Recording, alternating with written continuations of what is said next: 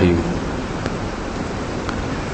کل بیان ہوا تھا کہ اللہ کی بنائی ہوئی تخلیق کو تبدیل کرنا یہ بھی بہت بڑا جرم ہے، بہت بڑا گناہ ہے۔ شیطان نے قسم اٹھائی تھی کہ اے اللہ میں ان لوگوں کو اتنا گمراہ کروں گا کہ یہ تیری بنائی ہوئی تخلیق کو تبدیل کر ڈالیں گے۔ اس میں کچھ مثالیں دی تھیں، خواتین آئی بروز بناتی ہیں، ناخن بڑھا لیتی ہیں، سر کے بالوں کو مختلف طریقوں سے کاٹا جاتا ہے۔ تو آج بھی اسی قسم کا ایک گناہ ہے، وہ بھی اللہ کی تخلیق کو تبدیل کر دینا، اور وہ ہے مرد کا داڑھی کٹانا یا منڈوانا۔ مقصد کسی کی توہین ہرگز نہیں ہے، بہت سے لوگ یہاں بھی ایسے ہوں گے جو ابھی داڑھی نہیں ہے ان کی، لیکن بہرحال شریعت کا حکم ہے، وہ تو صاف صاف بیان کرنا ذمہ داری ہے۔ اور مقصد یہ نہیں ہے کہ کسی کو کمتر سمجھنا، کسی میں کوئی گناہ اگر موجود ہے تو ہو سکتا ہے اس میں وہ گناہ ہو، دوسری کوئی خوبی ہو، اور ہم میں وہ گناہ نہ ہو لیکن اس کے علاوہ کوئی اور گناہ ہو جو چھپا ہوا ہو۔ یہ تو آخرت میں ہی پتہ چلے گا کہ نیک کون تھا، برا کون تھا۔ لیکن شریعت نے کچھ احکام ظاہری طور پر دیے ہیں، ان احکام کا خیال کرنا بہرحال ضروری ہے۔ اسی میں ایک یہ ہے کہ مرد کے لیے چہرے پہ داڑھی رکھنا، اس کو اجازت نہیں ہے کٹانے کی، نہ چھوٹی کر سکتا ہے اور نہ ہی بالکل اس طرح سے صاف کر سکتا ہے۔ بہت سے لوگ سمجھتے ہیں کہ یہ اسلام نے ایک ایسا حکم دیا ہے جس میں بڑی آزمائش ہے۔ حقیقت میں یہ آزمائش نہیں ہے، بلکہ انسان کی فطرت ہے، مرد کی فطرت ہے۔ جیسا لباس، جیسی وضاقتہ مرد کی فطرت کا تقاضا ہے، نیچر کا تقاضا ہے، اسلام اسی چیز کا حکم دے گا، فطرت سے ہٹائے گا نہیں کبھی۔ قرآن مجید میں اللہ نے اسلام کی جو تعریف کی، فرمایا فطرت اللہ التی فطر الناس علیہا، یہ وہ فطرت ہے جس پہ میں نے لوگوں کو پیدا کی۔ یہی وجہ ہے کہ ہزاروں سال، لاکھوں، آدم علیہ السلام سے لے کے آج سے 200 300 سال پہلے تک پوری دنیا میں کہیں داڑھی کاٹنے کا تصور ہی نہیں تھا، نہ انگریزوں میں، نہ مسلمانوں میں، نہ سکھوں میں، نہ ہندوؤں میں، کوئی بھی دنیا میں مرد داڑھی نہیں کاٹتا تھا۔ فرعون کی داڑھی کا ذکر بھی ملتا ہے قرآن مجید میں، کافر بھی رکھتے تھے، مسلمان بھی، اس لیے کہ یہ مرد کی علامت سمجھی جاتی تھی، مرد ہے تو چہرے پہ داڑھی ہوگی۔ تو جیسے کافر اللہ کی بنائی ہوئی فطرت سے ہٹنا شروع ہوا تو الٹے الٹے کام شروع کر دیے، تو اسی کاموں میں سے ایک یہ کہ انہوں نے داڑیاں کاٹنا شروع کر دی۔ یہی وجہ ہے کہ آج سے 200 سال پہلے کے فقہا جب داڑھی کا تذکرہ کرتے ہیں تو عجیب الفاظ استعمال کرتے ہیں۔ علامہ شامی رحمۃ اللہ علیہ فرماتے ہیں وَأَمَّا يَفْعَلُهُ بَعْضُ الْمَغَارِبَةِ وَالْمُخَنَّثَةُ مِنَ الرِّجَالِ مِنْ حَلْقِ اللِّحْيَةِ وَقَصِّهِ فَلَمْ يُبِحْهُ أَحَدٌ، کہا کہ مغرب میں، یورپ میں بعض لوگ جو داڑیاں کاٹتے ہیں، بعض لوگ،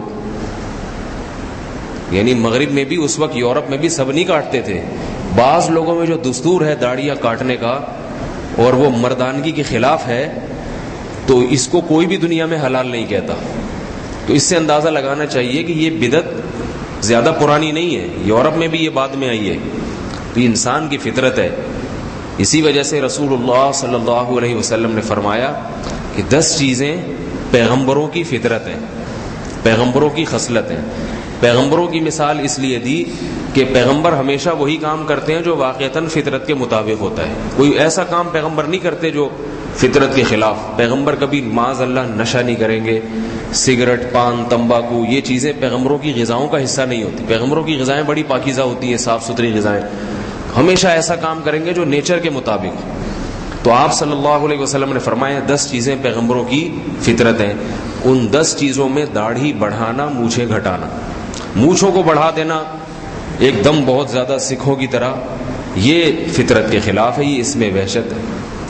تو اسلام نے اس بارے میں بھی احکامات دیے۔ آپ صلی اللہ علیہ وسلم نے فرمایا اعفوا اللحى وقصوا الشوارب، داڑھی بڑھاؤ اور مونچھیں گھٹاؤ۔ الٹا کام ہو رہا ہے، مونچھیں بڑھائی جا رہی ہیں، داڑیاں گھٹائی جا رہی ہیں۔ اب دیکھیں اس میں اسلام کی تعلیمات کتنی بہترین ہے۔ دنیا میں 3 قسم کی تعلیمات ہیں بالوں سے متعلق۔ بعض مذاہب میں تو ہے کہ سارے بال سب جگہ کے کاٹ لو. ہندوؤں میں دیکھا ہوگا ان کے پنڈت بھویں تک اس طرح سے صاف کر لیتے ہیں, سر بھی صاف, مونچھیں بھی صاف, داڑھی بھی صاف, اور بھویں بھی, اور عجیب سے بن کے وہ کوئی عبادت کرتے ہیں. پھر سکھوں میں یہ ہے کہ کہیں کے بھی نہیں کاٹو, تو ان کے تو مونچھیں بھی, ان کی داڑھی بھی نان اسٹاپ بڑھتی رہتی ہے, بغلوں کے بال بھی, اور معلوم نہیں ایک جنگل سا بنا ہوتا ہے. اسلام نے اس بارے میں ہدایات دی ہیں کہ نہ تو سب جگہ کے بال رکھنے کے ہیں اور نہ سب جگہ کے بال کاٹنے کے. زیر ناف بال ہیں, بغلوں کے بال ہیں, ان سے گندگی ہوتی ہے, ان کو صاف رکھنا چاہیے تاکہ گندگی نہ ہو. مونچھیں زیادہ بڑھ جائیں گی, چہرہ وحشتناک بن جائے گا. دہشت, لوگ کہتے ہیں نا دہشت ہے, تو چہرے سے دہشت کر کے اس نے کرنا کیا ہے؟ لوگوں کو ڈرا کے کیا کرنا ہے؟ اس چہرے پہ نورانیت ہونی چاہیے, اٹریکشن ہونی چاہیے. ڈرا کے کیا کرے گا لوگ؟ آج کل ایک بندوق رکھ لو, اس سے اتنا ڈر جائے گا, مونچھیں رکھنے کی کیا ضرورت ہے؟ چاقو رکھ لو, اس سے ڈر جائے گا. تو حکم دیا کہ بھائی, سکھ کہتے ہیں کہ مونچھیں بھی بڑی ہو, داڑھی بھی بڑی ہو. اسلام نے تعلیمات دی کہ نہیں بھائی, مونچھوں کو کم کیا جائے اور داڑھی کو بڑھایا جائے. اس میں زینت ہے. کوئی پیغمبر دنیا میں ایسا نہیں ہے جس کو اللہ نے بغیر داڑھی کے بھیجا ہو. اس میں مرد کی خوبصورتی ہے, مرد کے لیے حسن ہے. بعض چیزیں ایسی ہیں جو جتنے بھی جانور ہیں یا جتنی بھی اجناس ہیں, ان میں نر کو ایک اضافی خصوصیت ملتی ہے. آپ دیکھ لیں دنیا میں جتنے بھی جانور ہیں ان میں نر خوبصورت ہوتا ہے, مادہ خوبصورت نہیں ہوتی. نر پہ روب ہوتا ہے, مادہ پہ نہیں ہوتا. مور دیکھ لیں, مور میں نر کتنا خوبصورت ہوتا ہے. وہ کیوں خوبصورت ہوتا ہے؟ اپنے بالوں کی وجہ سے, اپنے پروں کی وجہ سے. اگر مور کو خیال آئے کہ بھئی مورنی کیسی صفا چٹ بالکل ہلکی پھلکی سی ہے اور کوئی اس کو ٹینشن نہیں, کوئی پرور بھی نہیں, صفائی ستھرائی کی ٹینشن بھی نہیں, میں بھی اپنے پر جاؤں نائی کے پاس کٹوا کے سیٹنگ کرا کے آ جاؤں, تو مور رہے گا پھر؟ بتائیں بھائی, نہیں رہے گا. اس کی دہشت ختم. مرغا مرغی میں کون زیادہ خوبصورت ہوتا ہے؟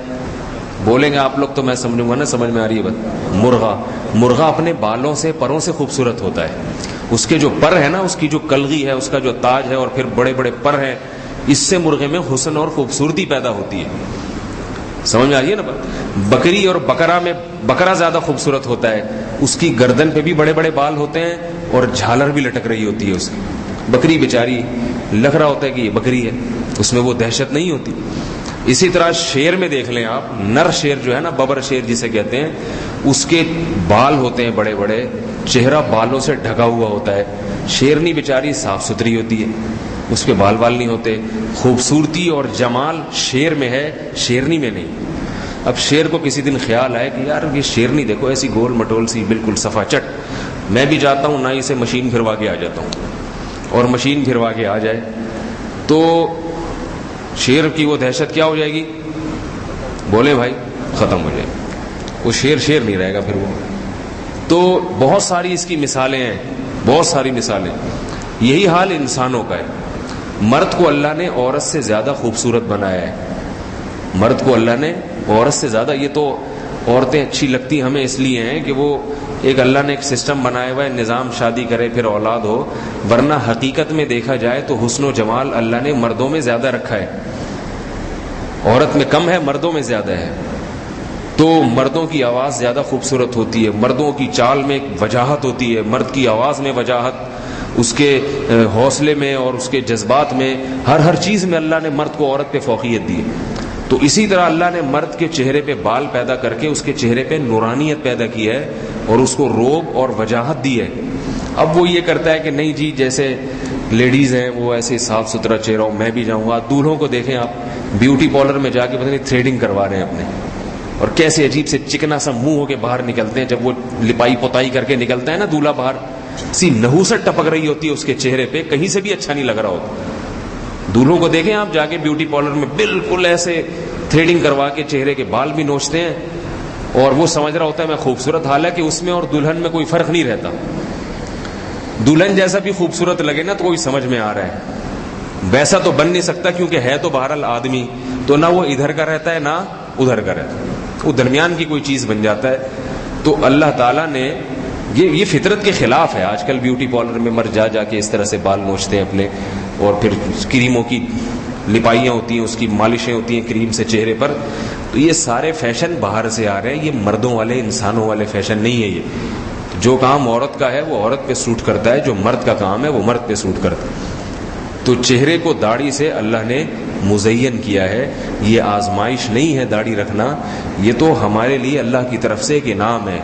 اور یاد رکھو داڑھی کا حکم صرف اسلام میں نہیں ہے، یہودیوں کو بھی اللہ نے حکم دیا تھا، عیسائیوں کو بھی حکم دیا تھا. تورات میں آج تک لکھا ہوا ہے، میں نے خود پڑھا ہے کہ اللہ نے موسیٰ کو کوہ طور پہ بلایا، حضرت موسیٰ علیہ السلام کو، اور نصیحت کی کہ اپنی قوم سے کہیے کہ اپنی داڑیاں نہ مڑوائیں، وہ یہ فیشن نہ آ جائے. یہی وجہ ہے کہ یہودیوں میں آج بھی جو مذہبی قسم کے یہودی ہیں پوری پوری داڑیاں رکھتے ہیں، بہت بڑی بڑی داڑیاں.